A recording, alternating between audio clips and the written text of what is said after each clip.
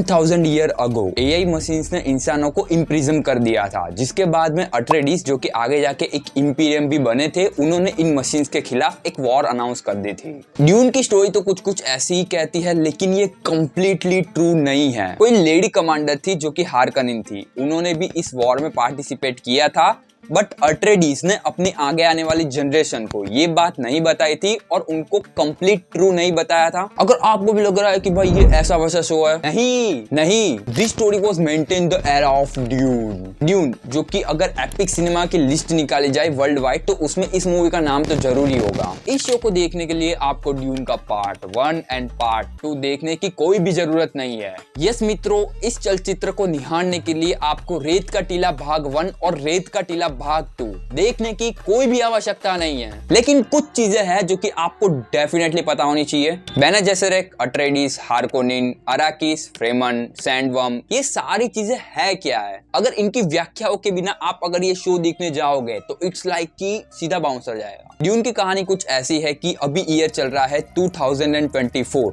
आज से लगभग 20,000 ईयर आफ्टर की स्टोरी है, जहां पे इंसान स्पेस में ट्रैवल कर रहे हैं, अलग अलग कॉलोनीज बना के रह रहे हैं। ऑफ कोर्स एआई बीच में आए थे, लेकिन एआई को हरा दिया गया था और उस ईयर से इन लोगों ने वापस से जीरो से काउंटिंग की थी ईयर वाइज। यहाँ पे आता है प्लेनेट अराकिस, जिसको आप ड्यून यूनिवर्स का सबसे इंपॉर्टेंट एंड वैल्यूएबल प्लेनेट गिन सकते हो। इस प्लेनेट पे से हमको स्पाइस मिलता है, जो कि रॉकेट फ्यूल, मेडिसिन, इंसानों की उम्र बढ़ाने के लिए और भी कई सारे कारनामे हैं इस स्पाइस के। अगर मनुष्य इस पदार्थ को गलती से सूंघ ले तो उसका मस्तिष्क भ्रमित हो जाएगा, उसको दिन में ही चांद सितारे नजर आ जाएंगे। अब आपको भी लग रहा होगा कि भाई चीजें तो सिंपल है, स्पाइस निकालो, रॉकेट में डालो और सब कुछ डन, लेकिन ऐसा नहीं है। स्पाइस को कलेक्ट करने में बहुत सारी दिक्कतें आती है, जैसे कि प्लेनेट अराकिस के ऊपर जब भी आप स्पाइस को कलेक्ट करते हो तब आपको सैंडवर्म डिस्टर्ब करते हैं। यहाँ पे मैं कोई धनिया पुदीने वाले कीड़े की बात नहीं कर रहा हूँ, बल्कि बहुत बड़े बड़े कीड़े होते हैं। आप यहाँ पे इमेज में देख सकते हो कि भाई इतने जायंट कीड़े हैं कि इंसान इनके सामने चींटी की तरह नजर आते हैं। दूसरी प्रॉब्लम वहाँ के लोकल लोग, जिनको फ्रेमन बोला जाता है, वो बाहर से जो भी लोग आते हैं स्पाइस कलेक्ट करते हैं उनके खिलाफ है, क्योंकि वो लोग इनके साथ में बिल्कुल भी अच्छा व्यवहार नहीं करते हैं। इस वजह से वो स्पाइस कलेक्ट करने में बाधा उत्पन्न करते हैं। अब ये spice as a fuel use होता है तो डेफिनेटली इसकी कीमत बहुत ही ज्यादा है। इस वजह से सभी लोग इस ड्यून यूनिवर्स में इसी के पीछे पड़े हुए होते हैं। तो जो द इंपीरियम है, मतलब कि जो ड्यून यूनिवर्स का मेन किंगडम है, जिसको आप राजा बोल सकते हो, वो सारी चीजों को मैनेज करता है। वो इस जगह को जो पावरफुल इंपीरियम्स होते हैं, इंपीरियम्स मतलब कि राजघराने, उनको लीज पे देता है या फिर उनके साथ में एक कॉन्ट्रैक्ट करके उनको वो जगह यूज करने के लिए देता है कि तुम स्पाइस निकालोगे, स्पाइस हम लोग ले जाएंगे, उसके बदले में तुमको प्राइस पे कर देंगे। वैसे तो ड्यून में बहुत सारे हाउसेस है, बहुत सारे राजघराने हैं, लेकिन दो मैन है जिनकी पावर इतनी ज्यादा है कि वो द इंपीरियम को भी हरा सकते हैं।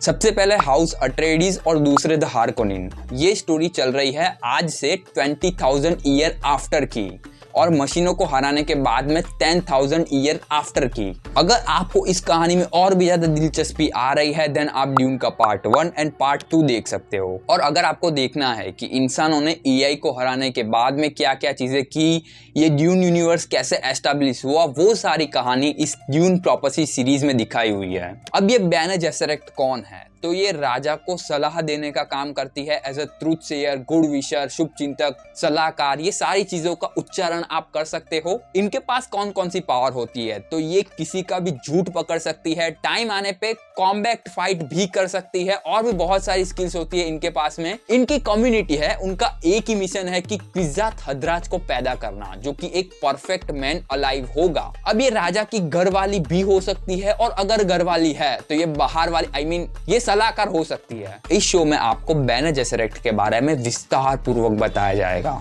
अब मैं पिछले 4 मिनट 3 मिनट से जो ज्ञान की बारिश कर रहा हूँ, इस नॉलेज के साथ में आपको ये show dune part 1 and dune part 2 देखने में और भी ज्यादा मजा आएगा, क्योंकि बिना इस नॉलेज के अगर आप लोग देखने जाओगे तो हो सकता है कि आपको ऐसा तो मजा आए लेकिन चीजें समझ नहीं आएगी। इस शो का एपिसोड नंबर 1 आया है और वो काफी कमाल का था। कि ड्यून 1 और ड्यून 2 देखने के बाद मेरे को ऐसा लगा कि भाई एक शो ही तो आ रहा है, उसमें क्या ही होगा, लेकिन नहीं, ये ड्यून का ऑरा मेंटेन करती है, ये ड्यून का वीएफएक्स सीजीआई लेवल मेंटेन करके रखती है और काफी कमाल की सीरीज है। आगे आने वाले एपिसोड्स का तो पता नहीं, लेकिन अभी कमाल की है। और हाँ, आपको भी अगर पुष्पा 2 की फ्री टिकट चाहिए तो मैंने ये वीडियो बना के रखा है, इसके अंदर पार्टिसिपेट करो आप, जिसके बाद में आप कॉन्टेस्ट जीतोगे तो आपको भी मिल सकती है पुष्पा 2 की फ्री टिकट। आज के लिए इतना ही ज्ञान, मिलते हैं अगली वीडियो में, तब तक के लिए टेक केयर, बाय।